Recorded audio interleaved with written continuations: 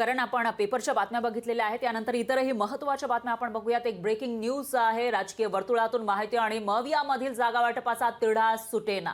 शिवसेना भाजप राष्ट्रवादीमध्ये 12 जागांसाठी रस्सीखेच सुरू आहे, तर मवियाचे 13 जागांवरील उमेदवार जाहीर करताना दमछाक होताना दिसते।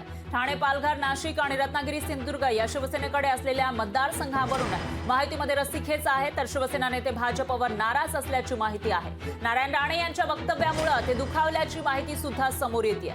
माहिती आणि मवियामधील जागा वाटपाचा तिढा सुटत नाहीये। महायुतीमध्ये शिवसेना भाजप राष्ट्रवादीमध्ये 12 जागांवरून रस्सीखेच आहे, तर मवियामध्ये 13 जागांवरील उमेदवार जाहीर करताना दमछाक होत असल्याचं दिसतंय। शिवसेनेकडे असलेल्या ठाणे, पालघर, नाशिक आणि रत्नागिरी सिंधुदुर्ग मतदारसंघावरून महायुतीमध्ये रस्सीखेच सुरू आहे।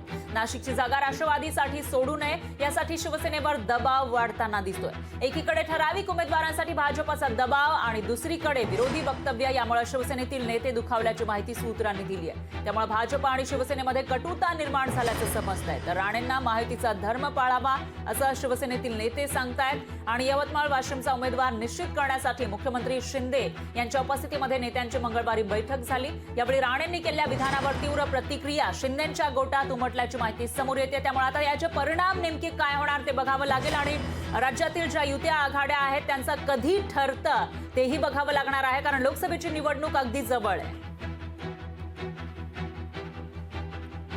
आणि या विषयाची माहितीसाठी आपले प्रतिनिधी स्वप्नील जाधव हे आपल्या सोबत थेट जोडले गेले आहेत। स्वप्नील, काय सांगाल? लोकसभेची निवडणूक अगदी काही दिवसांवर आहे, प्रत्यक्ष मतदान पहिल्या टप्प्याचं होईल, पण त्याच्या आधी महाराष्ट्रातील महायुती असेल किंवा महाविकास आघाडी असेल यांचं अजूनही काहीच ठरलेलं दिसत नाहीये।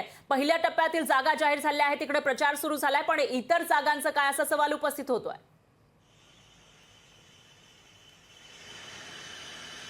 पण नक्कीच याकडे महाविकास आघाडी असेल किंवा युती असेल यांच्यामध्ये जागा वाटपावून अद्यापही संभ्रम आहे, अद्यापही तोडगा निघालेला नाहीये। महायुतीमध्ये आपण जर पाहिलं तर ठाणे असेल, पालघर असेल, नाशिक आहे, तसेच रत्नागिरी सिंधुदुर्ग या जागांवरून वाद पाहायला मिळतोय। पालघरमध्ये सुद्धा वाद पाहायला मिळतोय। मात्र रत्नागिरी सिंधुदुर्गवरती जो वाद आहे तो विकोपाला गेल्याचं एकंदरीत पाहायला मिळतं। या ठिकाणी केंद्रीय मंत्री नारायण राणे हे सुद्धा आता प्रचाराला सुरुवात करत आहेत। इकडे उदय सामंत यांचे बंधू सुद्धा किरण सामंत या ठिकाणी इच्छुक आहेत। ठाणे आणि पालघर असेल किंवा ठाणे कल्याण असेल या तिन्ही जागांवरती जर पाहिलं तर मुख्यमंत्री एकनाथ शिंदे यांच्या या प्रतिष्ठेच्या जागा आहेत। बालेकिल्ला मानला जातो खरं तर। मुख्यमंत्र्यांच्या ठाण्यामध्ये जर त्यांना जागा मिळाली नाही तर त्यांच्यावरती हा दबाव कुठेतरी येताना पाहायला मिळतोय। कार्यकर्त्यांकडून सुद्धा दबाव येतोय की ठाण्याची जागा असेल, कल्याणची जागा असेल ही शिवसेनेलाच मिळाली पाहिजे आणि शिवसेनेचाच उमेदवार आहे तो त्या ठिकाणी दिला गेला पाहिजे, यासाठी दबाव येताना पाहायला मिळतोय। एकीकडे भाजपमधून या महायुतीमध्ये अजित पवार गट असेल किंवा शिवसेना शिंदे गट असेल यांच्यावरती सुद्धा दबाव येतोय। त्यामुळे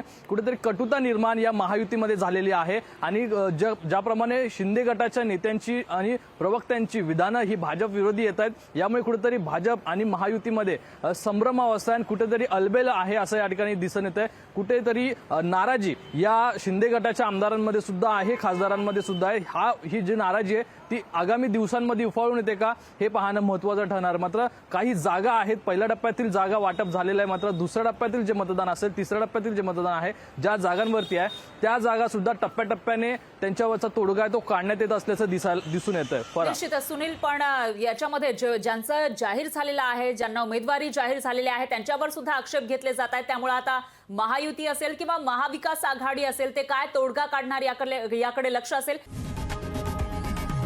लोकशाही मराठी ऐका, पहा, जागरूक रहा।